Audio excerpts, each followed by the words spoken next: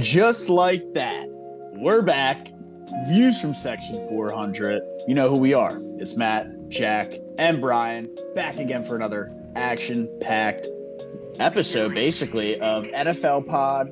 And we got a little midweek action. Schedule's still a little crazy. We're still adjusting as we're fresh to the new year here.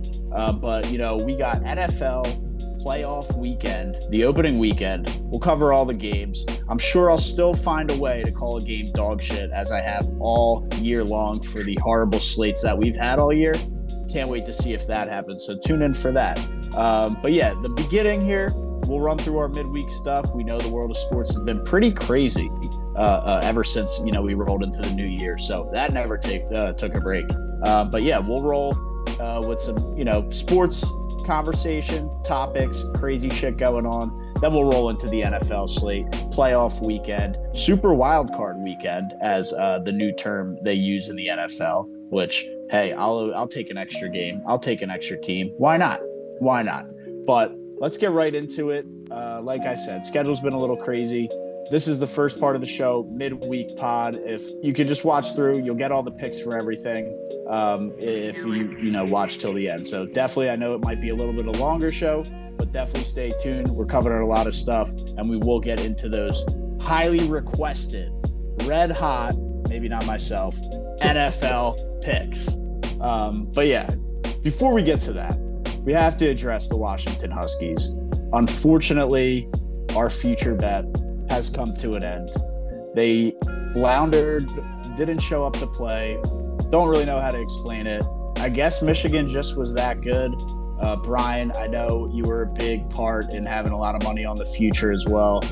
I mean, what's the reaction, man? I know we had the live show kind of showing our live reactions, but after a couple days to sit on it, think about it, how's it settling in the stomach? I know you got sick afterwards, so maybe that was part of it. Yeah, no, I've had a head cold for about 2.5 days now. So I think somehow, some way, Penix and Odunze and that defense that refused to get off the bus for the first quarter contributed to that. But yeah, that was tough. Definitely check out the live show. It's all recorded on our YouTube. If you didn't and you want to see some of us go through our soggy sorrows. No tears officially came out, but after the camera stopped rolling, you best be blessed that a little tear came out of my eye. But yeah, that was tough. It was the type of game, all season long they were giving us chest pains, and there were these games against these teams that you expected them to beat, and then they just find a way. And that whole third quarter, that defense was showing up, and then the offense got the ball back, and it was a holding penalty or a false start or a drop pass or a missed throw. And eventually we're just like, I don't think it's in the cards. And then it just all came shooting down tremendously in that fourth quarter when Michigan scored like 21 points to make it look a lot worse than it was. But it was a fun ride. I had a great time with our Michigan future. We'll get into our other future a little bit later. That's also looking kind of good. But yeah, it's tough. It was a real tough pill to swallow. One thing I will mention is the refs were a little bit suspect in the game, just a little bit. And I think Jack was onto something that he saw pregame. So Jack, I'll let you go into that. Yeah, Matt, you were sitting there when you opened this up and you just said, how did you feel? And now that you have had a few days to sit on it, now that I've sat on it for a few days, the one thing I keep on going back to, the one image in my head is that ref walking out with Jim Harbaugh, out onto the field. And I'm just sitting there like, what is going on here? Why is he leading the charge with the Michigan team and Harbaugh? But like Brian said, it really came down to Penix and him not being able to get the job done. The defense did show up and made numerous amounts of stops to start the second half. Really gave the offense a lot of chances to get it going and get back in the game. But he looked like Trevor Lawrence in our Week 18 game. As we crashed and burned against the Titans. I don't think we're gonna have to get into that too much today. My Jags aren't in the playoffs anymore, so I don't really have to talk about how much of a letdown that was, thankfully. But yeah, Penix just didn't make the throws down the stretch. Whether that was his O-line getting shredded by Michigan's good pass rush or his receivers not getting open, not catching the football, really just wasn't a good day for that Washington offense. And we lost our future. It happens. They made it all the way there, but it's tough. Yeah, the amount of times on stream you just went, "Oh my God, he Lawrenced it," or I was like, "Yeah, but we don't need that kind of juju." And then he just kept on doing it, kept on overthrowing that receiver, and yeah, that was tough. We don't have to get into your Jags. You went live and got got roasted enough by Matt's brother out of all people. But Oh my gosh, Noah Colin gave me the juice, dude. I He was guess the apple throwing doesn't haymakers fall. left and right. The apple doesn't fall far from the tree, I guess, on that one. But yeah, dude, Penix, he didn't make throws in that title game that he made all year, consistently all year. And it's not like Michigan was playing this outstanding defense where the D backs were like just lockdown coverage. I mean, some of these receivers were wide open, like wide open. yeah, And Penix wasn't making the throws that he made all year. So that's a little mind boggling. If Washington's offense clicks that game, they probably do their consistent 36, 37, up to 40 points. And what? Michigan had what? 34 points? Sounds yeah, like you but I mean, they really sound had like 27 or 20. They exactly though. But either way, if Washington's offense clicks, Penix makes those the throws that he made all year. It's obviously a different story. And you can't let that, I guess it was left or right tackle, number 73. He had a couple critical holding penalties at the end of that yeah. game that Tough. really, I mean, I'm not going to say it cost them the game, but it had a big part in, swaying the momentum to Michigan's side for them to then go and put the nail in the coffin and close the game out. So I thought things, how that played out definitely played a big part in that second half for Washington's chances. Obviously, as one future bet comes to a close, we still got another one that's looking relatively alive.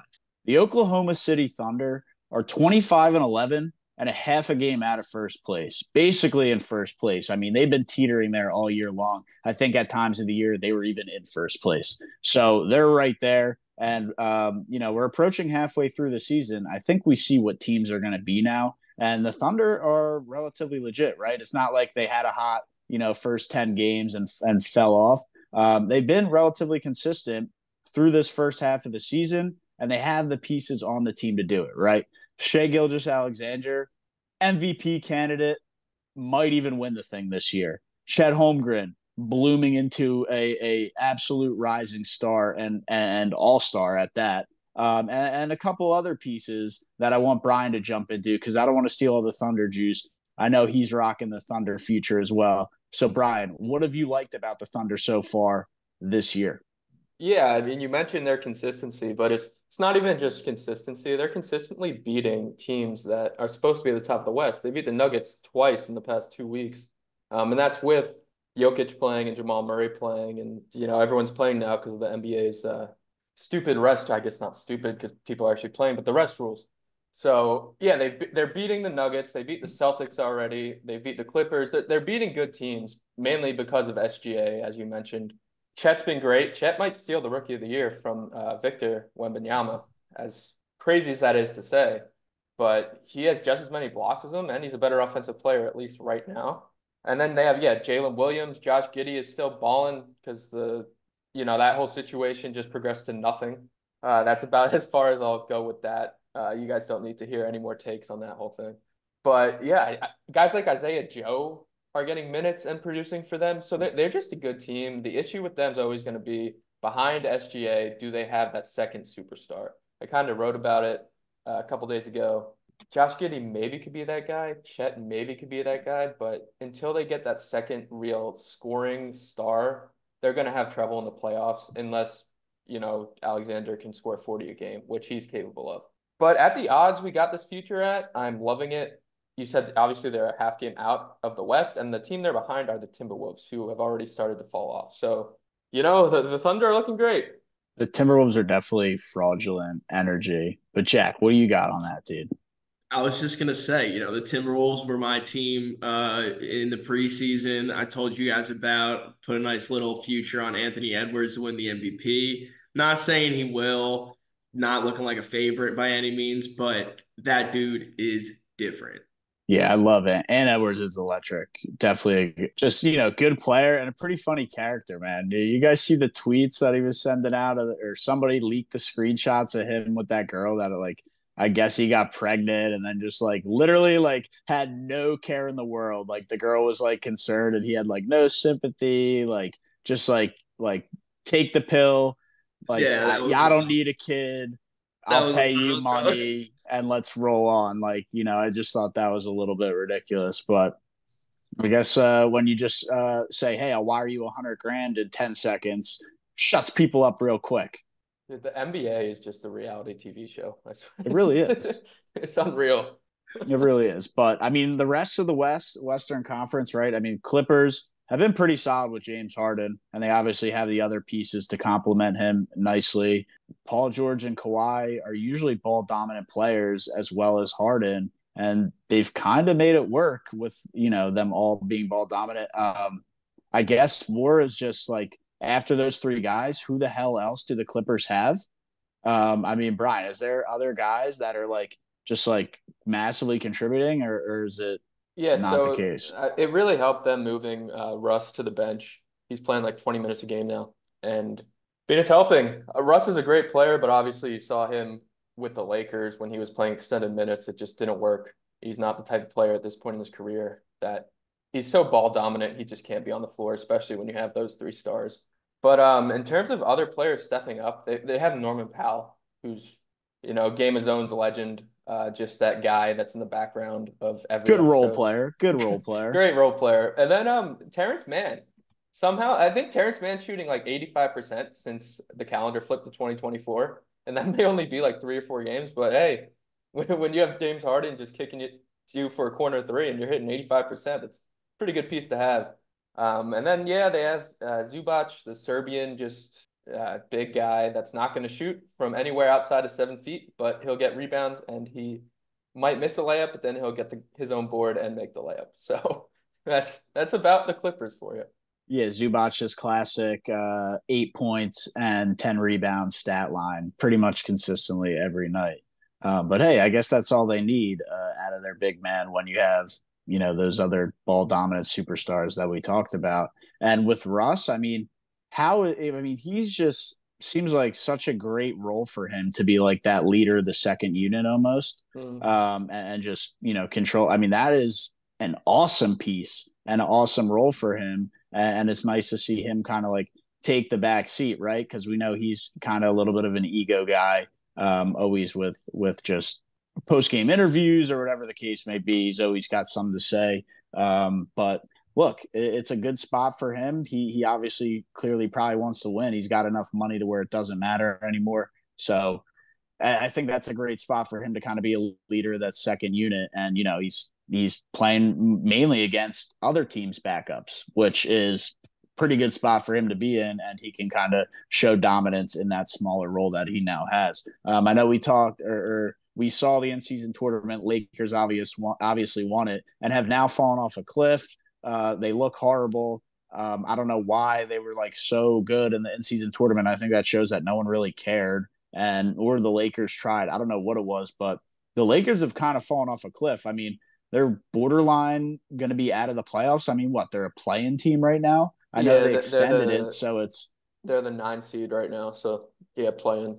yeah. I mean, they extended it where like 10 teams get in now, so it's like even harder for them to kind of miss the playoffs completely. But LeBron's old, man. I don't see him carrying a team in the playoffs, but we've seen it time and time again where he was able to do it, but that was back in the Mickey Mouse 2020 year. I don't know. I don't know if we'll get that again this year, but I guess we'll see. And then what? Warriors are a mess, and what the hell's going on with Draymond Green? Well, yeah, before I get into the whole Draymond thing, I will say the Lakers are they're in the same position they were last year where when LeBron plays, they always have a positive plus minus. They're always winning games. And then once LeBron hits the bench, things just turn into a disaster. Anthony Davis is not the same player in the second half of games, and he's not the same player without LeBron James on the floor. And yeah, until you can't play LeBron James 35 minutes a night at 40 years old. So that's going to be an issue for them. If they make the playoffs, they can probably play in that long, but if they don't make the playoffs, obviously they're cooked. But yeah, in terms of Draymond, he's back practicing with the Warriors somehow. I guess he's not going to talk to Vince McMahon to try to get into the WWE. He's still planning on playing basketball. So yeah, the Warriors are a game under 500 right now. The day of this recording, I think they play the Suns to, or no, the Lakers play the Suns. So either way, they're not looking great. They're old.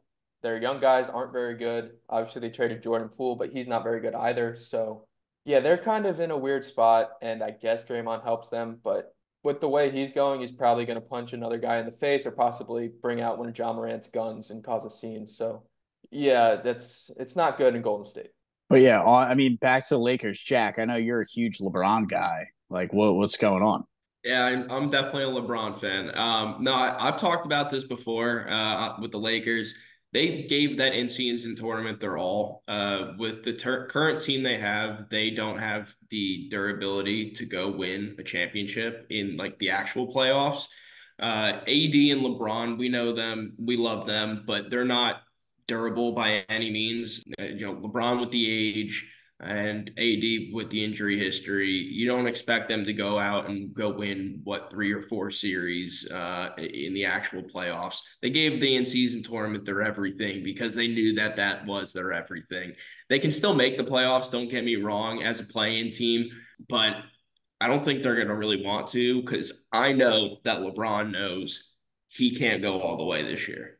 Yeah, it's going to be tough for them to turn things around. And it's easy to go all in, for a tournament a month into the season, but we still have half the regular season to go here. So don't think it's looking good for them when playoffs roll around. But again, especially, the Western Conference is pretty tough. I mean, it's not going to be a cupcake walk. So even if they're in a play-in spot, those playing games are going to be tough for them, let alone the actual bracket. Right. So that's the Western Conference. The Eastern Conference, the Celtics have been unbelievable, like absolutely lights out. Tatum's Tatum, superstar, always MVP candidate. Whether he's going to win it or not, that's to be seen. But, pretty much an MVP player. The rest of the squad obviously lights out too. Jaylen Brown, doesn't have to be the main guy, but he is a main guy. He's, all-star caliber. And, I'm not going to say MVP candidate, but I mean, he can have nights where he comes close, and he definitely is a very solid player. So they have some pieces there, and the addition of Kristaps Porzingis is looking like a magical play by the GM. I forget how they acquired him. I think it was via trade, but yeah, he looks like an awesome addition to the squad, and I think they're going to have a real shot to make a run in the playoffs and win the whole thing. So that makes it tougher for the rest of the Eastern Conference. The Bucks are still there, sitting there at 2 right now. Obviously, Giannis lighting up the score, stat sheet, points, rebounds, assists, you name it. He's going out there and dropping it. And then they're just lights out team. And then the Sixers come in at 3, and they're a little bit of a weird team because Joel Embiid is actually playing like an MVP, a center averaging almost 34 points a game. I forget what his average is, but it's up there. He's putting in the double-doubles consistently, and he's getting assists. He's pushing for triple-doubles. I think he's heard all that Jokic as a passer talk, and he said, nah, hold my beer, watch this. And he's lighting it up with assists on a nightly basis. And look at Tyrese Maxey. Everyone said, can he take the next step? He's taking the next step. If you don't have him listed as an all-star this year, I don't know what kind of basketball you're watching because the guy's averaging 25 points a game. And I don't know what his assist average is, but it's up there. So look out for the Sixers. They're definitely a force. Still not going to be unrealistic. I got to see them get out of the second round. I've seen too much, and we probably had a little bit better teams. I think our best shot was that Jimmy Butler year when we lost to Kawhi on that last shot in Game 7. I think that was the most realistic, best shot we had to win the title, and it really hasn't been the same since. I still think the second round is going to be tough for them, but they're deeper now. They do have an actual, reserve bench team, second unit, whatever you want to call it. They haven't had that in years past, so that's a positive. We'll see if they can get it done now with, just basically Embiid and Maxey as the 2 main guys. I know they've always kind of had that second superstar style player, James Harden, Ben Simmons, stuff like that. But we'll see if Maxey can evolve into that. And as he kind of already has the first half of the season, we'll see what happens in the second half. But yeah, Brian, what do you got on the Eastern Conference? I know the Knicks are there and the Magic have fallen off after I said, oh, look at the Magic. They're in second place. And now they're back to being the Magic. Yeah, the Magic are 500 and at the bottom. Well, not at the bottom. They're at the bottom of the playoff teams in the East right now, but it's still a good team. Jonathan Isaac is hurt again. That's not that he's been a big part of the team, but he's just always on the IR. I guess it's just out in the NBA. But yeah, you talked about the Celtics. That Porzingis trade really, really helped them. They haven't really missed Marcus Smart at all with Drew Holiday there. They really just got a better Marcus Smart that can defend and actually score now. And he doesn't think he's the guy like Smart did when he would just, for some reason, try to take game winners when you had Jason Tatum on your team. But yeah, Jaylen Brown certainly helps now that he can dribble with his left hand. That was a big Achilles heel for him, and now he seems like he's ambidextrous. So Celtics fans have really liked that out of him. And then the Bucks. The Bucks are weird. You mentioned this. The Sixers might have troubles getting out of the second round. I think this Bucks team might have troubles getting out of the first round. So in their last 5 games, they have lost to the Pacers twice, and they did have Halliburton there. And I'm fortunate about Tyrese Halliburton. Hopefully he gets better because I've loved watching him this year. But yeah, they lost to the Pacers twice. They lost to the Utah Jazz. They lost to the Houston Rockets, and they beat the Spurs, the 5-win Spurs, by 4 points. So I don't know what is going on in Milwaukee, but they are not in a good spot right now, and they have not won a game yet without Damian Lillard this year. So if anything happens to him, they are, I mean, for lack of a better word, fucked. But yeah, I really like the Sixers. Tyrese Maxey's playing like an all-star and Embiid's playing like the MVP. Those two alone can carry them, I think, to at least an Eastern Conference Finals. And I know they have a lot of problems once they get there. Yeah, who knows with them.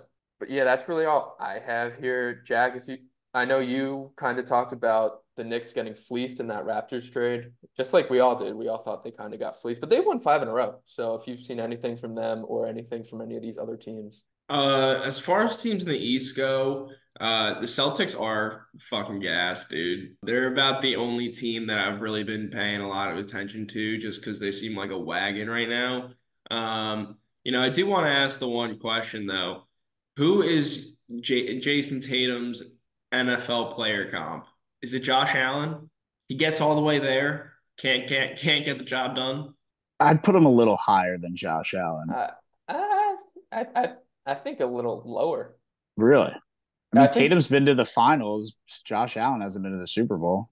yeah, but Tatum hasn't really dealt with the Mahomes in the East. Giannis, I guess, but I yeah, I guess. I mean, don't know. I mean, it's tough to compare, but I don't know. I think Josh Allen is kind of there. I'm trying to think of anyone else like in terms of a quarterback that's like maybe yeah, I would said, it be a quarterback comp? Does it have to be a quarterback? I mean, you would think probably, right? yeah, the I leader of mean, the team. yeah, Right. I think Herbert would be disrespectful to Tatum, so I won't go there. that would be disrespectful. Yeah, that would be. But like somewhere in between Herbert and Josh Allen, I'm trying to think of someone in that category. Jalen Hurts. Yeah, It's maybe. not horrible I think yeah, comparison. that's actually pretty good. I It's mean, Jalen pretty Hurts got himself to the finals and lost as well. right, Yeah, I think right. that's And he's, actually perfect. been pretty solid. I know this year's been a struggle with the turnovers, but still put up a lot of touchdowns. Yeah, and he's got the Can't great team around him. Yeah, that's actually that's a good comp right there. not bad, right? But yeah, I Who do mean, you, who Jack, do you did you? think who do you think gets it done first? Tatum or Hurts? Hurts. I mean, you think Hurts? Yeah. I was gonna say probably Tatum. I don't think Tatum's ever gonna get it done. I'm I'm a anti. Well, I guess I'm an anti both of them, but I don't think Tatum's ever gonna get a finals. I mean, it's so hard to tell, right? Because football is way bigger in terms of like more players on the field. And like basketball is only 5 guys and one guy can take over. Sure, a guy can take over in football, but it's a little bit harder. And like, Yeah, Tatum's always on plays defense as well. Maybe he doesn't play good defense, but he's on the floor and has to play defense. Like Hurts isn't out there when the defense is playing. College basketball, obviously you've been seeing the article plays have been relatively red hot. yeah, I think there's a couple of losses trickled in there. I would say the only like bad play was the Louisville one. That yeah, was yeah. That was that was tough. That was probably a tougher, I think you took them plus 16 and a half, and would they lose by 30? 34. Yeah. So that was the only one that I think was like, I think all the other losses were relatively close. And then that one was just the bad one. But then Yeah. obviously the wins outweigh the losses. Yeah, we're 21 and 10 right now. I think that equates to like 71%. So doing pretty well. We got Tyson Walker over 18 and a half points tonight on the road in Illinois. So we'll see if that gets us to 22 and 10. You'll know by the time you listen to this. But yeah, I've enjoyed doing the write-ups, appreciate everyone that's been riding them with me. I know we got a couple buddies out there, Ben, Steve, that have been asking for the article plays every day. I know some guys Matt's work have been writing the article plays, so I appreciate everyone that's been following, and I've been loving doing it, especially in this crazy season that has been college basketball.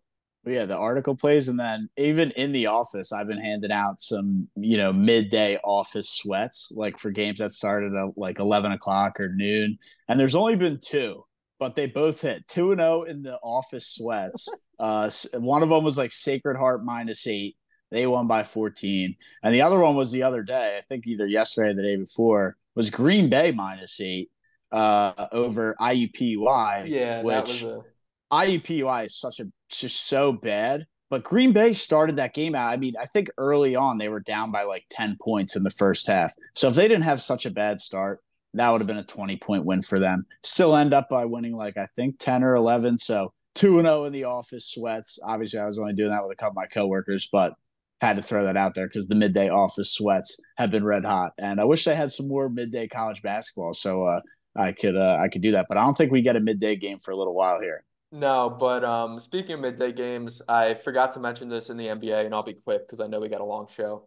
But I did mention it in my article today. So the NBA had a Paris game today. Were either of you aware of that?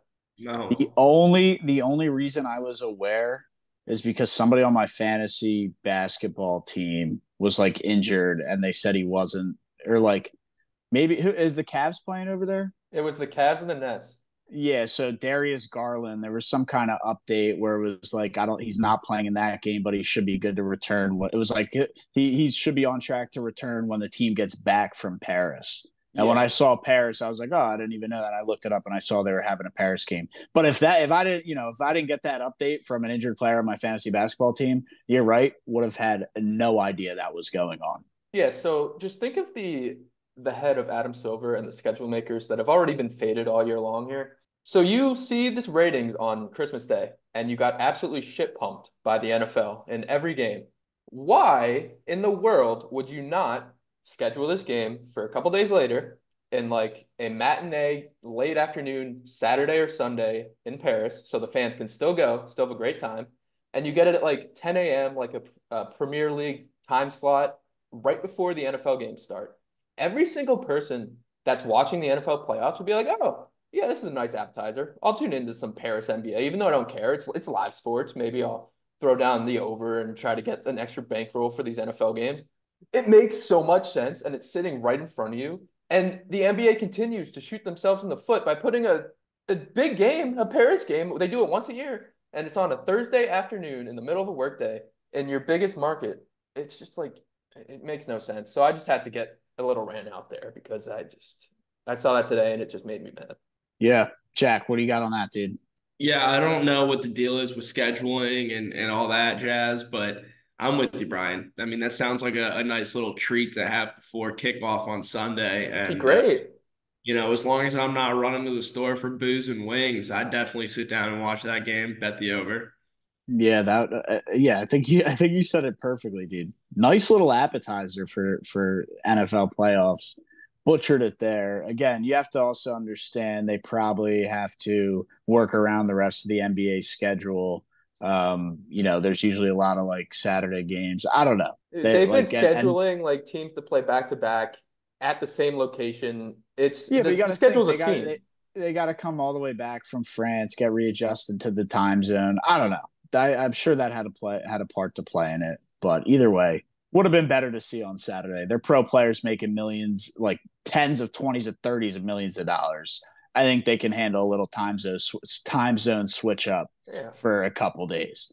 But yeah, let's jump into college basketball because it has been pretty crazy. And it is a little bit of a shit show right now because, and it usually is a shit show every year once we roll into conference play because we see these top teams and we're like, oh my gosh, this team looks unstoppable. And then we kind of roll into conference play and it's like, oh my gosh, anybody can lose. So we'll start with the teams who everybody probably thinks has the best chance of winning it all. Kansas and Purdue both lost this week, and I think it was multiple times, or they had. So they both lost once. Kansas almost lost at home to TCU. They needed a Hunter Dickinson. Just fuck it, give up all to Hunter and do your thing. He scored with like 5 seconds left. So they escaped that game, but then they got shit pumped by UCF. Yeah, they're in a weird spot. And then Purdue lost earlier in the year, and they got killed by Northwestern, or Nebraska. They got killed by Nebraska this week. So it's Interesting weird. stuff. Yeah, I mean, it like I said, every year college basketball starts to turn in. You don't want to call it shit show; it's just competitive. And luckily, so far, we haven't been destroyed by like transfer portal super teams yet. I don't know if we'll see that going. I know kind of college football has a big part in guys just like randomly jumping out and doing all that good stuff. But yeah, I mean, look, now that Saban retired, as half the Alabama, I guess, roster opted for the transfer portal. Yeah, we're Ryan Williams, a 5-star receiver that was committed to Alabama, has decommitted. And the rumor on the street is he is going to join Perry Uno Thompson and Cam Coleman, create a little freeze five down there at Jordan-Hare. Might have the best offense in the SEC next year. Could be pretty electric, Very dude. good, And very good. Auburn's loading up pretty nicely here. I mean, for Auburn football and fans and students and even the players, I mean, Saban retiring might have been, one of the best Yeah. post Christmas presents you guys could have got because they're Auburn, regardless of Saban retiring, they already had some high class recruits committing. I know we talked about that on previous shows, but now that Saban's retired, doors open. It looks like there's already one guy trending that way. Still wait to see a decision on that, but opens up the door. And these teams went to Bama because obviously they wanted to play Bama, one of the best programs, and they want to play in the SEC. So you figure these guys will probably jump over to another SEC team. Auburn seems like a great out, being just down the road in Alabama. But yeah, I mean, speaking of the SEC, back to college basketball, it's competitive this year. I'd say there's some hot teams. Arkansas and Alabama have fallen off a cliff. I remember a few years ago, maybe even last year, they were good competitive programs. Not that good this year. Alabama, ever since losing Brandon Miller and having all that, heist stuff with the gun and the gun charges and should he be allowed to play, not play. He wasn't involved. He just provided the gun, which I guess kind of makes you involved. Don't Yeah. know how they worked that out. He should have gone to jail. Yeah, not sure how they sorted that out. But either way, he's in the NBA living life. I guess that's all water under the bridge at this point. But yeah, Arkansas, Bama, not great. Kentucky, I've been big on them in the beginning. Very young team, so we're going to see them have to go through the growing pains as the year progresses. But they should be rock solid come March Madness, glued together. Playing with some team chemistry. Rob Dillingham, Antonio Reeves, Reed Shepard, Justin Edwards, so many good guards. You left out DJ Wagner as well, who's I also did. lights out and an electric player. So you put all those guys together who just get more familiar with themselves. Now they'll get a little bit of a tougher grind with SEC conference play. Playing some tough road games and tougher environments will only make them that much better when the big the dance rolls around in March for March Madness. I don't want to say anything here, steal your guys' thunder, but the Auburn Tigers, 13-2, 2-0 in conference play, nationally ranked, I think top 15, approaching the top 10. Fine, take it away. Yeah, so a couple things about the SEC. I guess I'll start on Auburn. Yeah, they were 16 in the last ranking on Tuesday, and then they went into Arkansas and beat the Razorbacks by 32 points in Bud Walton, their biggest loss ever in that arena. So I told you a little bit more about Arkansas, the fact they shot like 35% at home. But it tells you a lot about Auburn too. Auburn has a great defense, and this year they finally have a great offense. I'll let Jack kind of get more into the players when I hand it off to him. But yeah, I really love Auburn. And the Auburn Tigers, I don't know if you guys have looked on the books lately, but they are the favorites to win the SEC. Now, I will say I am a betting man, obviously, but if I were a smart betting man, I think I would take Kentucky with a little more juice at plus 400 to win the SEC. I do think Kentucky is the best offensive team in the country right now. Their defense, they're middle of the pack. They're not great. Ken Palm reflects that. But in terms of just pure offense, they can beat anybody just by scoring. They average like 90 points a game. It's absolutely unreal. But yeah, this is going to be a three-team race in the SEC. It's going to be Tennessee, Kentucky, and Auburn. Maybe Alabama can make some noise if they can figure out their struggles, because we saw in the non-conference they can score 100 points a game if they're going right. But yeah, it's a three-team race. The Auburn Tigers should be a top 10 team after this week. They play LSU at home on Saturday, so they'll get a win there. And then when they come out on Tuesday, they should be in the top 10. But yeah, Jack, I want to hear your take, because I know we've been talking about it offline, but tell the people about these Auburn Tigers.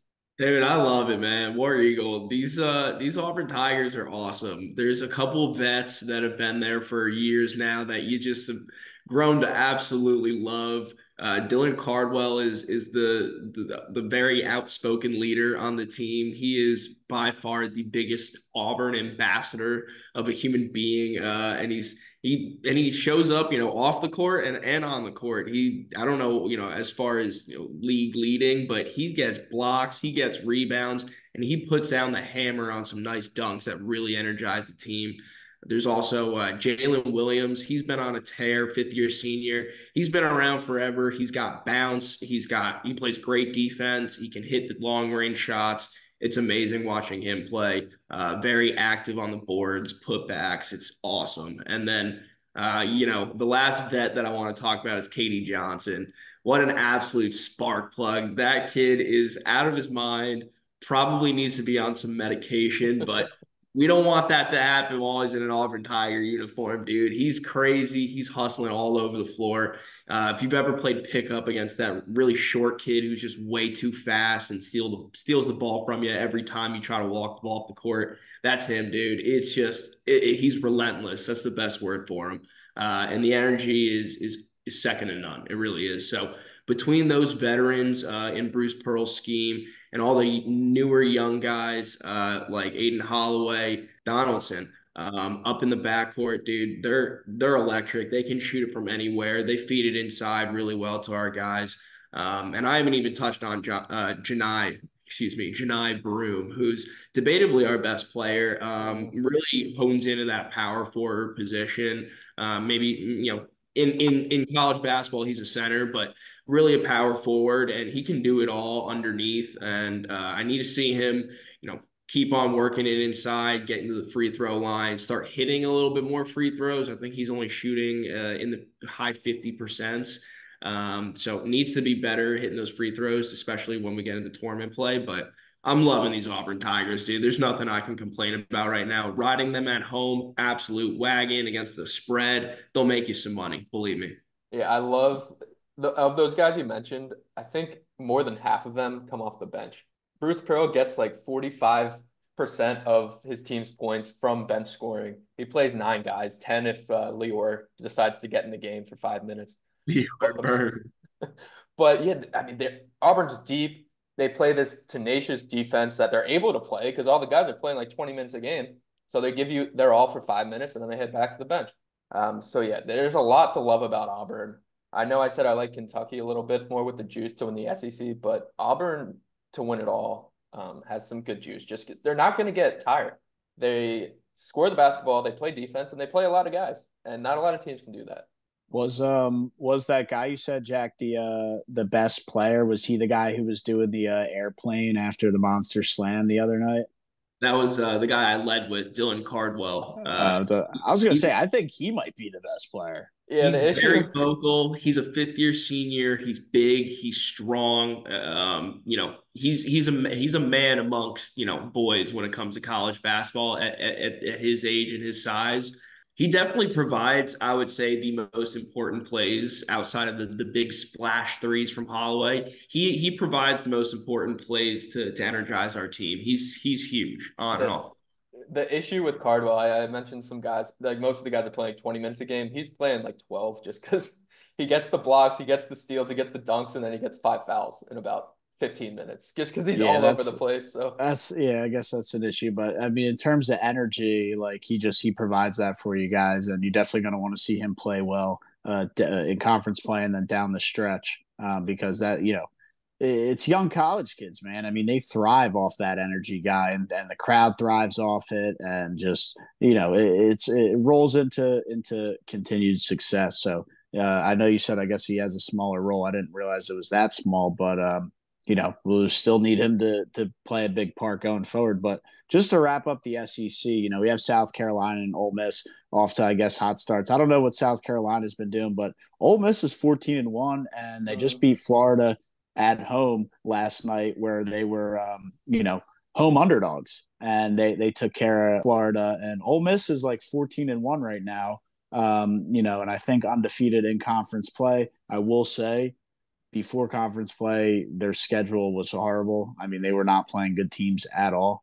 they Um, they and beat I, they beat Detroit Mercy by 1 point. I was going to say, I think they even like some of the horrendous teams that they were beating, they barely won.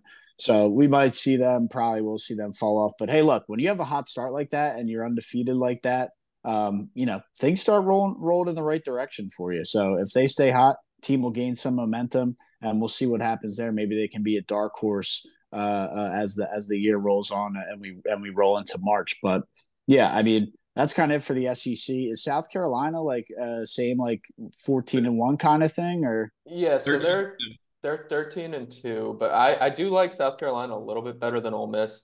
Ole Miss does have our old friend Alan Flanagan, so I won't shit on them too much. I didn't But know. and Chris Beard is the coach, so it's a good program, and the non-conference start will probably get them like an 11 seed, even if they struggle in the SEC. right? South Carolina has one of the best players in the SEC, though. This kid, Michi Johnson, a guard, he can give you 20, 25 a game and a lot of assists, a lot of steals. He'll probably end up on the first team All SEC. Besides him, though, they aren't very deep and they can't score the ball very well. But he's good enough to carry them to some wins in the SEC. So we'll see how they do. I lean them a little more in terms of if you're going to pick a team to make a run just because of him.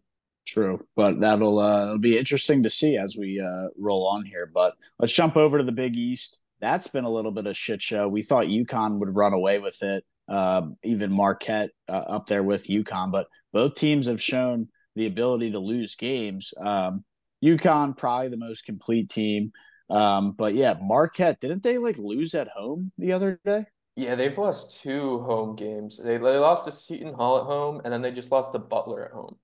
Which is Butler's a pretty bad loss. Yeah, it's kind of the same track they had last year. I think they started off well in the non-conference, and then they struggled in the beginning of conference play, and they ended up winning the Big East.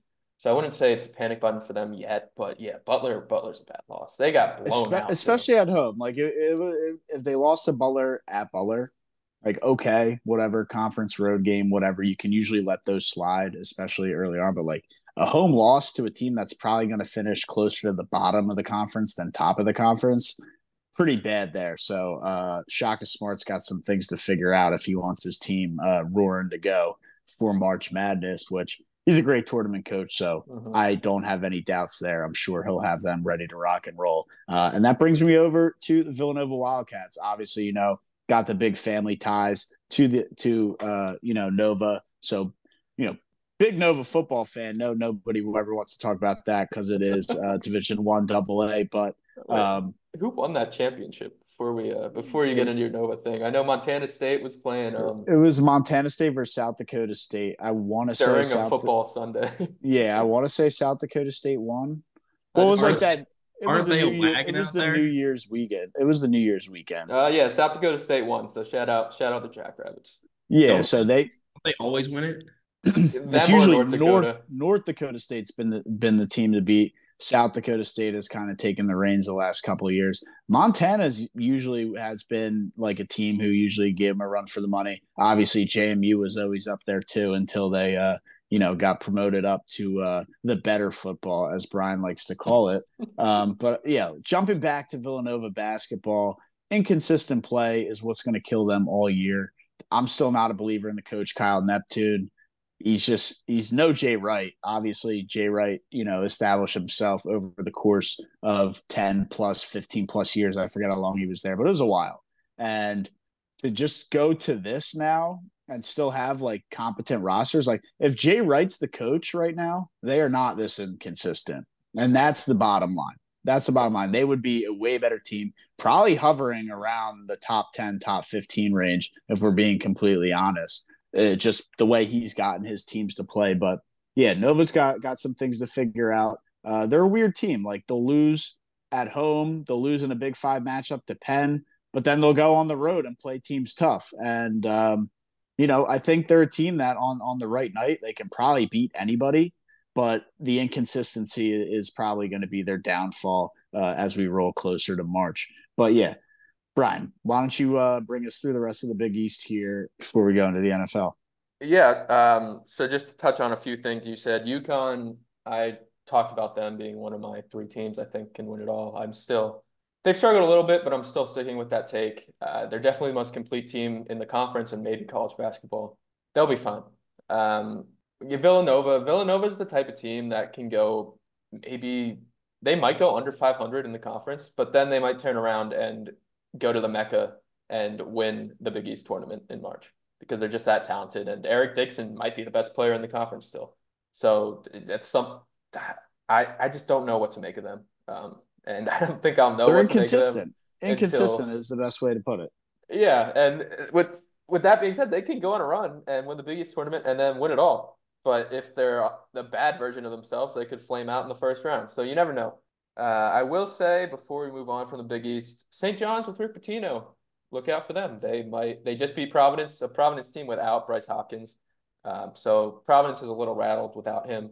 But St. John's got the job done, and that might be a tournament team with Rick Pitino in his first year there. So watch out for the Red Storm.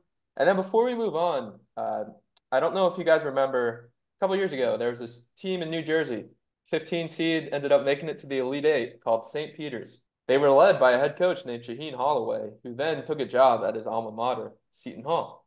Seton Hall has beaten Marquette, they have beaten UConn, and they've beaten Providence this year. Seton Hall's not that talented, but I'm kind of seeing this Shaheen Holloway magic, and I don't know if they can sneak in. Get him into the tournament and see what happens. Yeah, those Jersey boys are tough. Yeah, then we touched on Marquette kind of struggling a little bit, but I think they'll get to the tournament and Shaka Smart will probably have those guys roaring to go. So probably not to worry. But again, that Butler loss is pretty bad. I mean, that's really bad. But kind of the last conference, I guess, that everybody really cares about, the Big 12, Kansas, talked about them. They've been electric, but have also lost. So they've shown an ability to lose. But Hunter Dickinson, obviously, probably is he the best player in college basketball? Yeah,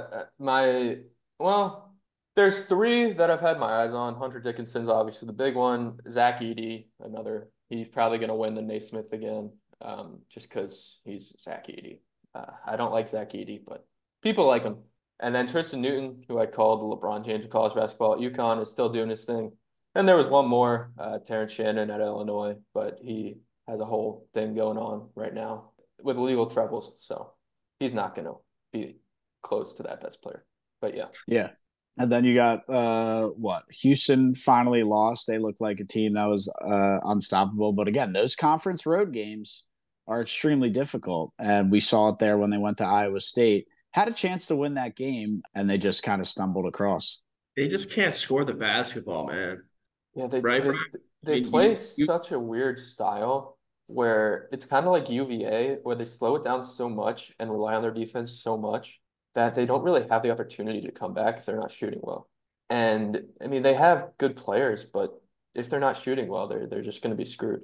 Yeah, I do like that. Who I guess is it their point guard? I forget his name, but he's pretty unbelievable. I mean, he can kind of hit shots wherever and hit clutch shots. Jamel Sheed.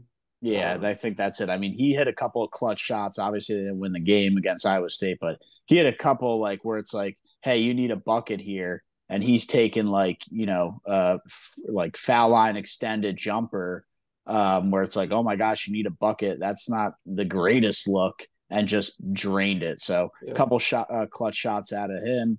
that'll probably translate well when the games really matter in March. But yeah, I mean, what we got Baylor, TCU, and Oklahoma, who are all sneaky. TCU should be probably approaching into the top 25. I think we'll see that when the new rankings come out. Yeah, Oklahoma. I mean, they're in the top 10. I know they just lost to TCU, so they'll probably jump out of the top 10. But they've been sneaky all year. I think they're probably fraudulent, though. I don't think they're a threat. Yeah, They're not a threat to win it all, but they're sneaky. And then Baylor's always Baylor. They got the good head coach, some solid players, play well. I think you could probably say they could be on the more inconsistent side though, and drop games where they should win. Other than that, I guess the last college take is FAU. They've been solid. I don't think they're really trying that hard, which sounds weird, but like I just really don't think they're like fully hitting their groove right now. They have a talented team. They returned a lot of guys from that Final Four run last year, so I'm pretty confident in them figuring it out. And when the games again, like I said, count in March, I think guys like John L. Davis, Elijah Martin, they'll come to play, and their big guy, Vlad Golden, he'll be electric in the tournament as well. And they have some other solid role players, so pump the brakes. It's all good. Everybody chill out for a sec. They'll roll through conference play here. I think they played Memphis twice at the end of conference play, so we'll see how they match up against them. That'll be a good test for them. But it's not like FAU played a nonsense pre-conference schedule. They played some tough teams, so they're pretty battle tested. It's not like they were playing a cupcake schedule and now they're struggling. They had a pretty tough schedule pre-conference, so not too worried about them. And Jack, I know you're with me on FAU. What have you seen so far from the Owls? Yeah, like you said, they've had a tough road so far, and I think I don't know if they're not really trying yet, but I think they just have a lot of rust to shake off, and I think I'm starting to think maybe because they all knew that they were all returning, and they had a good run last year. I'm starting to think that maybe they didn't work as hard as they should have in the offseason to get themselves back in the position where they knew and wanted to be. So I hope that's not the case. I'm still big on FAU. I'm big on the Owls, but I definitely have lost a little bit of faith. Yeah, it's tough, right? Because they make the Final Four run. That's total national coverage, so they get the advertisements, they get the deals, they get a lot more attention in that off season. Which, like you said, they're maybe they did take a little bit of a break and didn't hit it as hard in the off season like maybe they should have. But that's kind of college basketball, and that's kind of the midweek wrap.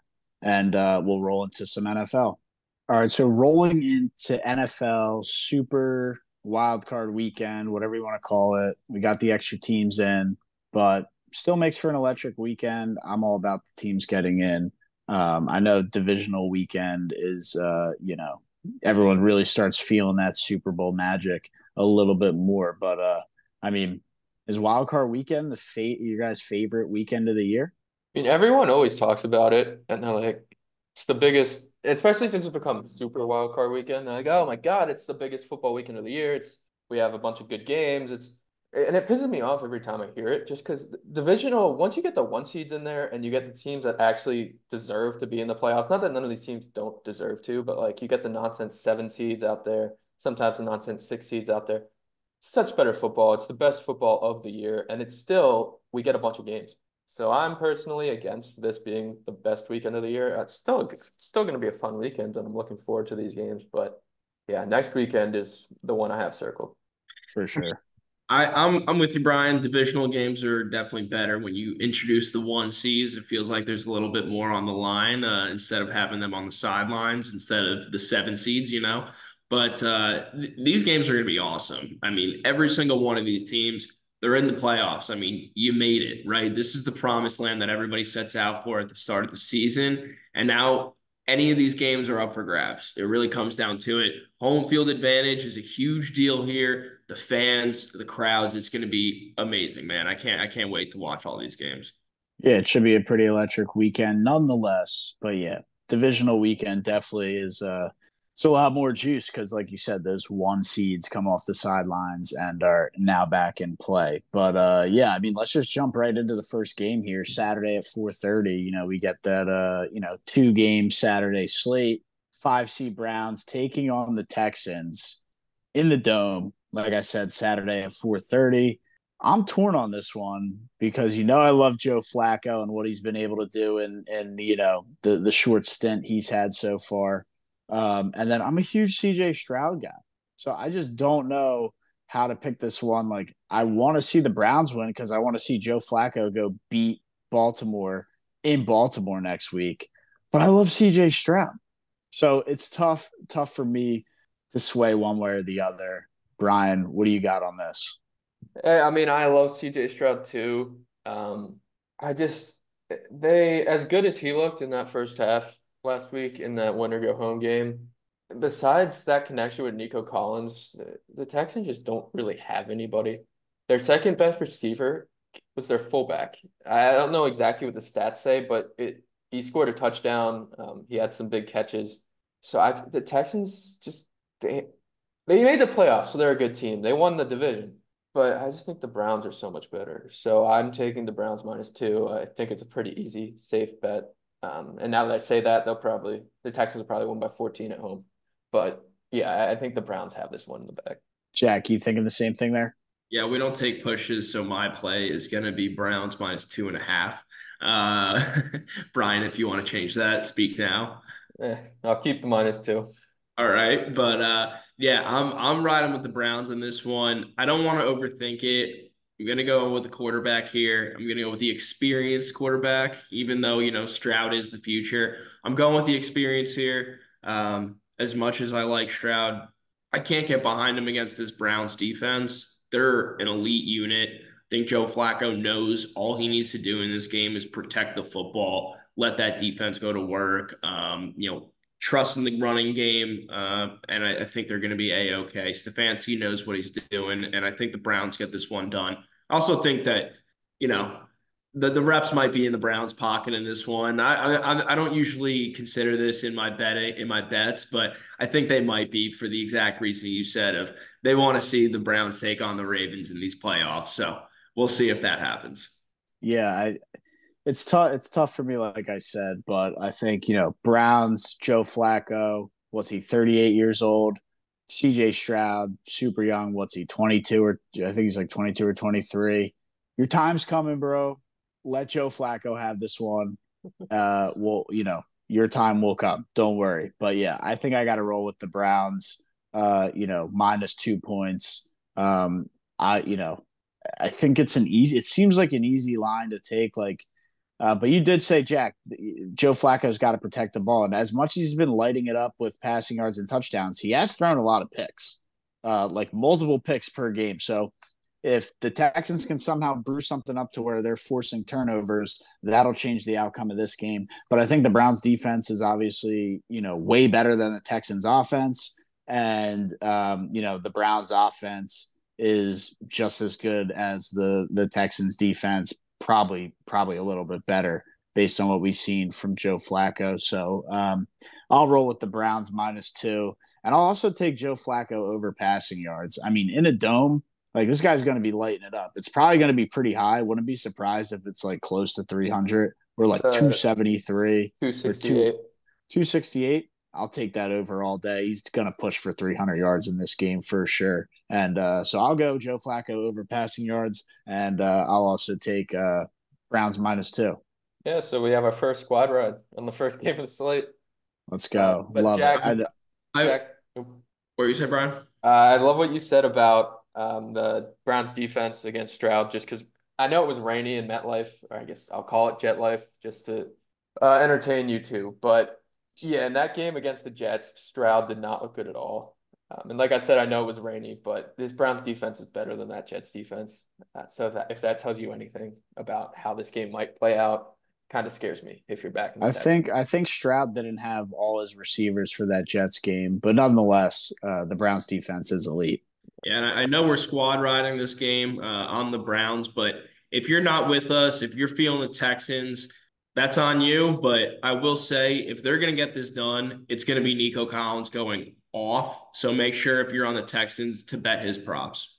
For sure. Yeah, that's some good insight there, right? Because if they are going to go off and win this game, he's probably going to be the guy they're going to need to lean on, or at least CJ Stroud will need to lean on to kind of push the ball down the field. But yeah, that's after that game. Should be a good one to start off the slate because then, we roll into Dolphins Chiefs Saturday night, 8 p.m.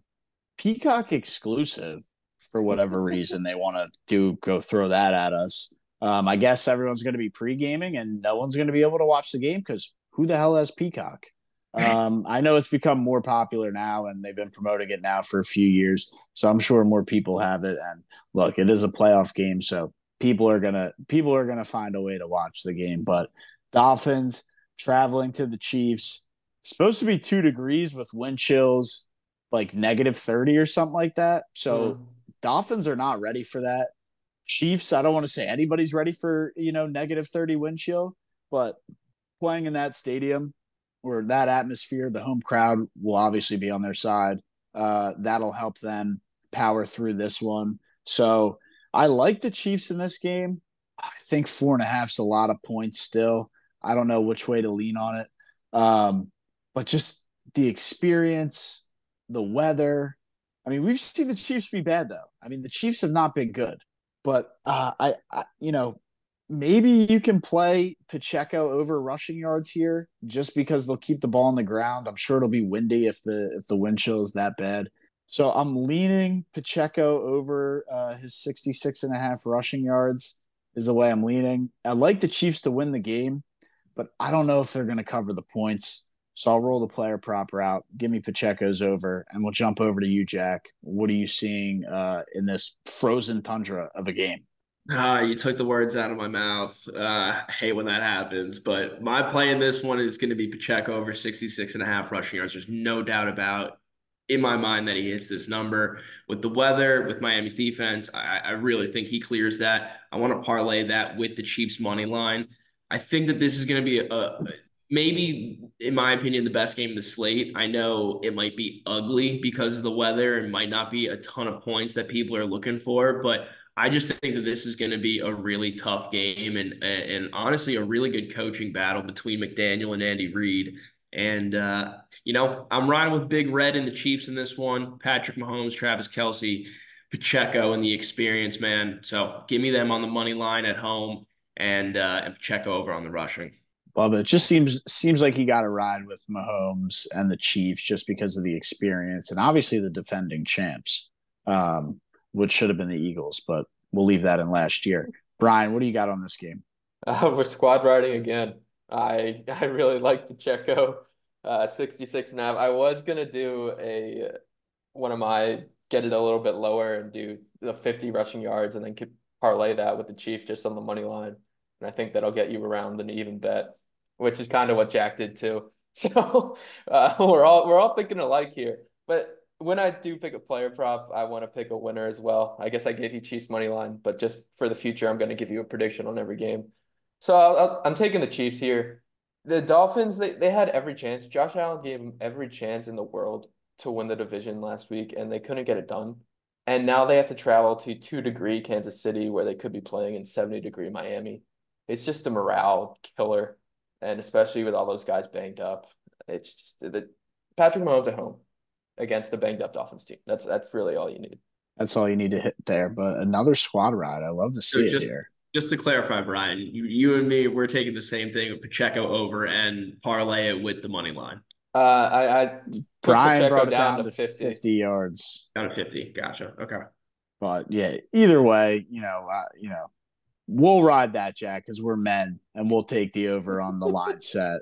Brian will pansy out and drop it to 50. 16 yards he's buying it'll off of that. Still be like an even number 16 yards he's buying. Not even taking 60 and just taking 6 yards off. 16 yards. Let me see what it comes out to with 50. He's eating off the board there.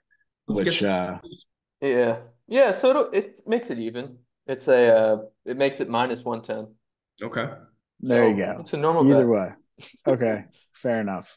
Anyway, let's roll on to the shit show game of the slate. I knew you'd hate this one. Steelers, Bills. I do hate this one. Plus 10. I mean, Bills are minus 10 in a playoff game. Maybe that kind of contradicts me saying I love the extra team getting in because there should not be a playoff game where a team is favored by double-digit points. That's pretty ridiculous if you ask me. But here we are, 2024, and we have the Bills favored by double digits, minus 10 against the Steelers. Jack, I'll jump over to you. How do you see this one playing out? It'll be warmer in this game than it will be over in Kansas City. Which is pretty wild. But yeah, no, Matt, this is the one team in the playoffs that I just don't think belongs. It's the Pittsburgh Steelers. Nothing on offense that sticks out and says, dang, that's a good offense. Nothing on defense either, with TJ Watt not playing in this one. I mean, it's unfortunate, but the dude can't stay healthy. And this is, one of the bigger games of his career, and he's not going to be there for it. And there is no shot that the Pittsburgh Steelers win this game and advance to next week and get him back in time. So his season's over. Steelers season's over after this game. It is going to be really hard for me to touch the 10-point spread in the playoffs. I'm going to go the prop route. I'm going to take James Cook over 65.5 rushing yards. I think that the only chance that he doesn't hit this is if Josh Allen decides that he wants to run for like 60 or 80 yards, which very well could happen. But I'm going to bank on James Cook being able to get it done in this one. Should be able to get it done on the ground for sure, but especially with TJ Watt out, right? I mean, that should be a field day right there. But Brian, how are you seeing this one play out? I know TJ Watt is out, but at the end of the day, in a snowy-ish game with, 26-degree weather, Mike Tomlin's not going to get blown out in a playoff game. He's just not going to let it happen. I know he has Mason Rudolph at quarterback, but Rudolph has looked, Offenses constant. came alive a little bit. Yeah, since they fired Matt Canada, they've been doing well. I don't think they'll do very well against the Bills defense on the road, but they might score some points. So 10 points is disrespectful to Mike Tomlin and the Pittsburgh Steelers organization. So I'm taking the plus 10. Plus 10. Yeah, I don't know. It seems like a lot like, oh, is Tomlin going to go up there, so much experience and get absolutely blown out in a playoff game? I don't know. I'm staying away from the spread on this one. I don't ever hand these out at all. I think they're can be pretty tough to pick other than, Christian McCaffrey, but I'll take Josh Allen anytime touchdown. Think he gets in the end zone here. I think, I don't want to say it's a lock, but I just see him scoring a touchdown. I don't know what it is. I got him getting in the end zone for this game. So give me Josh Allen anytime touchdown. Think that should hit, but we'll see what happens there. But other than that, that's what I'll say as the shit show game of the week. This one, next one, Packers Cowboys could have been a shit show game of the week, but the Packers are starting to trend in the right direction. And as an Eagles fan, I want to see the Cowboys get upset at home. Will it happen? I don't know. Probably not, but it'd be pretty cool. I'm not going to take the Packers money line because that'd be stupid. You saw me do that last week. Again, it was half joking when I took the Commanders for that anti-Cowboys parlay. So everyone knows that was me just hyping it up because I wanted to see it happen. But yeah, I'm not going to take the Packers on the money line. Although I'd love to see it, I'm not going to go with it. I'm actually going to go with one where I need the Cowboys to help me out, and I'm going to take Jordan Love to throw an interception in this game. I think he probably throws one, if we're being honest. Jack, I'll jump over to you. How do you see this one playing out in Jerry's world? Yeah, I'm pretty in on Jordan Love right now, with the way that he's played this season, through what he's had to deal with, a lot of injuries to his receivers and running backs and just weapons overall. So I'm pretty in on the way that he's been playing. I'm really not entirely in on his coach, Matt LaFleur, especially when it comes to playoff time. So I I'm on the Cowboys for this one. Let me say that. With them being at home is the big one for me. They haven't lost at home this season. They've looked like the best team in the league when playing at home. So I'm going to take them at home in this one. You're not going to get a lot of value on that with them being 7-point favorites. So maybe I'll buy down the spread a couple points. So I'm going to go with the Cowboys money line and parlay that with CeeDee Lamb to hit 100 receiving yards, 100 plus receiving yards. Yeah, Lamb's been red hot all year, so don't hate that at all. But Bri, what do you got here? Yeah, it's been a career year for CD. Especially, I mean, he was really the reason Dak was in the MVP conversation to start the season. Speaking of Dak, the playoffs are here, so you can expect Mr. Fraudcott to either throw some picks or get upset in this game. I don't think they end up losing here. Like Jack said, they haven't lost at home, and that should carry them against a young Packers team that's been okay on the road. They're 4-5, but they're just so young. And Jordan Love's first playoff game. This defense might not have Jair Alexander. Jordan Love's weapons are all questionable. So it's just all signs are pointing the Cowboys to win. I do think 7 is a lot of points, but I won't touch the spread. I'm going to go with the all-purpose yards route and take Aaron Jones on the over there. Aaron Jones has been an absolute monster these last 3 weeks of the regular season. He's a big reason the Packers were able to make the playoffs. And I know the Cowboys defense is decent. Their run defense is pretty good, but they haven't been the same this second half of the year. And I just think if the Packers are going to win this game, they're going to have to rely heavily on Aaron Jones. So I like his all-purpose yards. Yeah, some good stuff there. I want you guys to keep in mind, this is McCarthy going up against the Packers here, his old team that he won a Super Bowl for. So for that reason alone, I know the Cowboys are going to be ready for this game. I know they're not losing this game. And I kind of want to take 6.5. I'm not going to just because, I'm not gonna do that to myself and sweat that one out. But I wouldn't be surprised if McCarthy sticks it to his old team here. It's the Cowboys, though. Even with all the storylines and everything, it's Dak Prescott and it's the Cowboys. And Mike McCarthy's a known playoff choke artist. That is true. I was going to say McCarthy is no true. playoff hero here. Let's give them one game. One game. There you go. We'll see what happens. Yeah, I mean, the Cowboys definitely should be able to handle the Packers, but we'll see. I don't know. Like I said, for my pick, I think Jordan Love throws a pick here in this game. Probably should happen, but let's jump over to possibly the game of the week Sunday night. Definitely Rams traveling to Detroit. Matt Stafford returning to where he played 13 or whatever years of his NFL pro career. Yeah, look, the Lions have been dominant all year. And I think they still even, have a shot to win this game. But if you're telling me Matt Stafford's not going to keep it close, you're on crack. He is going out there. You don't think he wants to win this game? He wants to win this game. He wants to win this game bad. When you just look at the quarterbacks, Stafford versus Goff, I'm taking Stafford 7 days of the week, all day, every day. I'm leaning Stafford on that one. Come into Detroit where he's used to. He's used to just the whole atmosphere there. I'll take a half point here and take the Rams plus 3.5. I think they keep it close. And I think they got a shot to even win this game, but I'll go Rams plus 3.5. I think Stafford balls out and keeps the Rams in this game. I know it's plus 3 right now. I'll take the half point. Give me Stafford to play well. Rams plus 3.5.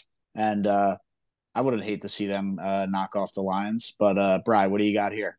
Yeah, no, I also love the Rams in this spot. I do think they'll win the game, but that's not going to be my play. Unfortunately, we don't get the Fox cameras for this one. We'll be on NBC. But they still Ford Field. It's still the aesthetics. The Rams will have the whites on. The Lions should have their home blues on. First home game in Detroit since '94. It's going over. The Lions are going to score, but that defense is not good enough to hold the Rams that have a great offense, and that offense is run by Sean McVay, who knows how to win the playoffs. This is going to be like a 35-32 final. I think Stafford leads the Rams down the field to win it and break the hearts of all Detroit once again, because that city never gets anything nice. But yeah, I think the Rams win, but I'm more confident in the over. Man, this game hurts. I'm really looking forward to it, but it hurts, and it hurts because I've been rooting for the Lions and Dan Campbell and Jared Goff and the comeback kid, all season long, and they finally punch their ticket. They get a home playoff game, and they got to face probably the hottest team in the NFC right now. In the Rams and Matt Stafford in a homecoming game. I like the Rams, man. They're 3-point dogs right now, so you're gonna get them at plus money. I like the Rams, man. I like Stafford. I like McVay. I like the receivers. I mean, they've been tearing teams up, and Cooper Kupp hasn't even been a focal point of their offense. And now here come the playoffs when Cooper Kupp is the man. So I'm just so excited for this Rams team and offense, and I think they're gonna be able to get it done. They should be able to get it done. I mean, Stafford versus Goff, like I said, I'm taking Stafford. He's going in there, I think he's going to play lights out. I think an important piece for the Lions, big third down conversion guy, Sam Laporta out this game, which I think Mhm. will definitely hurt them. Obviously the whole game, but I think if you want to take like a sneaky route, a prop route, you could definitely. It's probably not even that sneaky, but I think Amon Ra is probably going over his receiving yards in this game. I think that should be pretty much a lock. Obviously, I don't think the Lions win. I mean, I like the Rams plus 3.5. I think they got a shot to win, but Amon Ra is going to have to play a big part in this game. So I think you can take Amon Ra over receiving yards as well, maybe even sprinkle anytime touchdown, but I won't make that an official pick. Before we do move on, I do know this is obviously Stafford versus his old team and a great game. It is a real shame the Rams ended up beating the 49ers last week with the backups in. So then we would have had the Rams play the Cowboys, and then the Packers would have traveled to Detroit. And I think that's the scenario there where the Rams do upset the Cowboys and the Lions take care of the Packers, and then that's a much better divisional round with the Lions and the Rams both there, at least in my opinion. But so I think that's a little tough. But I don't know. Cowboys fans might disagree. Yeah, they definitely will. But either way, I mean, it's tough to see that. But I would have loved to see because Stafford's from Texas as well, so he would have had family at the game. Would have it just would have been a whole whole Yeah. whole scene for him to go down there and They would play have beat them. lights out. They They would have would have won beat that them. game. They would Yeah. have won that game. I'm confident in that. But now we roll into the anxiety ridden Monday night football playoff game. For whatever reason, they do that now. I understand it's a holiday weekend. It's an MLK Day on Monday, so Yep. that's I guess holiday night football playoff game. Decided to do. 5 seed traveled down to the 4 seed to play in Tampa. They played there on Monday night earlier in the season and handled business. They won, I think, like 25-8, and pretty much had a handle on that game the entire time. This is obviously a completely different Eagles team now in terms of just morale, chemistry. Coaches have no idea what the hell's going on. Top five, maybe even top three roster in football, and they're just not playing like it. So, of course, I kind of just wanted this game to be at 1 o'clock and just get it out of the way, and I can start counting down the days for when pitchers and catchers report for baseball. But nope, got to go the whole weekend, wait it all, sweat it all out, and get to Monday night. I don't know, man. Obviously, I got to take the Birds. I'll take a -2.5 to win the game. I'll take a Hurts anytime touchdown. He'll probably get a Philly shove at the goal line. And then just like, I don't know, man. Lose the game and just put us out of our misery, or win the game and then probably have to go play the Niners next week. Either way, shitstorm brewing. But the only thing they have going for them is look, whenever the Eagles or everyone thinks the Eagles can't do anything and they're a mess and this, that, and the third, they always find a way to somehow pull it out. So I think with everybody kind of like not all against them, but nobody has any faith, maybe we'll see them turn around. That's the only kind of silver lining I could kind of come up with there for that. But I mean, I try not to be that unrealistic. Try to keep it pretty real, but like, dude, I don't have a lot of faith. If they win this game, great. I mean, I have no faith in them winning the Super Bowl. It's really been a historical collapse. I mean, like I said, start 10-1, and now you're the 5 seed. It's unheard of. Like that should not happen ever, ever. I get the schedule got tough, but like, dude, what the hell? The Chiefs have a home playoff game. They've fucking managed to do that. Why couldn't you? I don't know. Mhm. I Um, don't have yeah, much on it, dude. I mean, I'm just not that confident. I mean, I guess like they're in a playoff game, so we get an extra week. But like, I mean, dude, I could see like Mike Evans literally like having 200 receiving yards and like going off, and the Eagles losing. I like would not be surprised. Like, who's What? gonna cover him? Eli Ricks, like that guy has been Swiss cheese. I know Darius Slay's back, and they do get some guys back this weekend. Like I said, the only thing everyone thinks they can't do anything now, so maybe they turn it around and surprise some people. But I don't know, man. Traveling to whatever, dude. Go travel out to San Francisco and try and win a football game. But we can't even look past this because they might fucking lose this game too. but I won't get all fired up, even though I kind of already did. Jack, how are you seeing it going down Monday night? The Eagles bounce back, man. So you're gonna have to go through this for another week. Sorry, but the Eagles bounce back. They win this game. Like I told you on the last game, the Rams are going to beat the Lions. So how this NFC is shaking out, the Eagles are going to win. The Cowboys are going to win. They're going to have themselves a matchup next week. And the LA Rams are going to play the San Francisco 49ers. So you're going to have two, very history riddled games, and I don't have a lot of faith in the Bucks. I think AJ Brown is actually the one that's going to go for 200 yards and 2 touchdowns, not Mike Evans. So my play in this one is going to be AJ Brown anytime touchdown and the Eagles to win. I could do 2.5, but I'll just take the money line with an AJ Brown touchdown. What do you got, Brian? So disappointed in you. The Auburn Buccaneers, the Auburn secondary Buccaneers with Jamel Dean and Carlton Davis are going to take care of business in this one. KJ Britt's there too. He's been getting more snaps. This game is on ESPN, obviously, Monday Night Football. Eli Manning's on the Manning cast. He's going to get to flip the bird one final time to the Birds and send them off this season. Baker Mayfield's headed to the second round. The Tampa Bay Buccaneers are going to be 2 wins away from making it to the Super Bowl somehow. And yeah, so Buccaneers money line at home.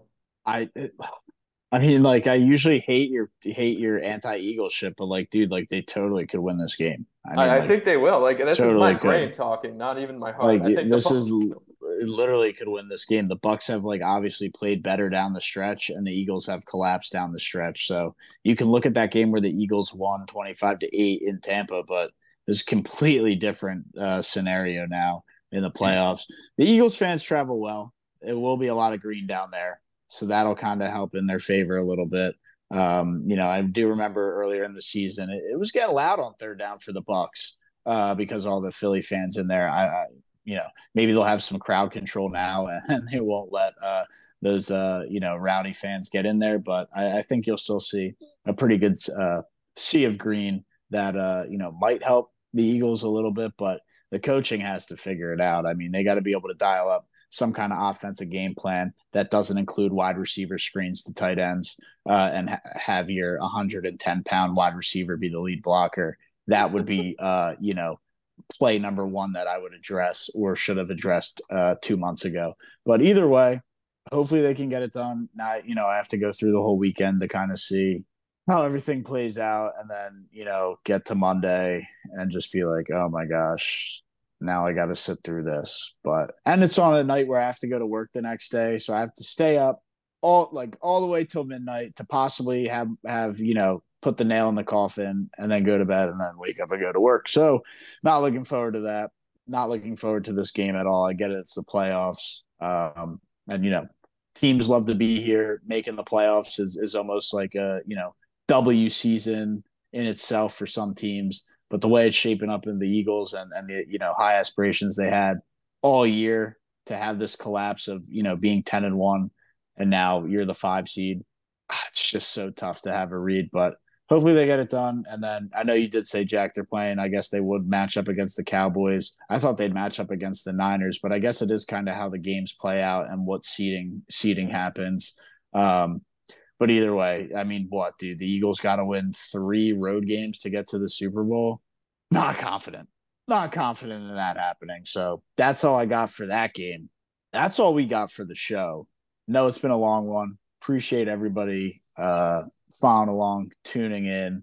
I know my picks haven't been red hot, but I'm feeling real confident for the playoffs. I tried to bring some juice. I feel confident in the plays. I know Jack and Brian have been pretty hot, so their plays are probably going to be pretty rock solid. And we've been pretty much in line for the whole NFL slate. I mean, I know we started off with 2 squad rides, so the picks stayed. Everyone was seemed to be leaning relatively the right way. I know not every single one was the same, but other than that, those are the picks. That's the show. I'm Matt. We got Jack, Brian. It's Views from Section 400. I got nothing else. Eagles, I don't even know what to say. Win a fucking football game. Why the fuck did the Yankees just sign Marcus Stroman? Thank you, David Montgomery.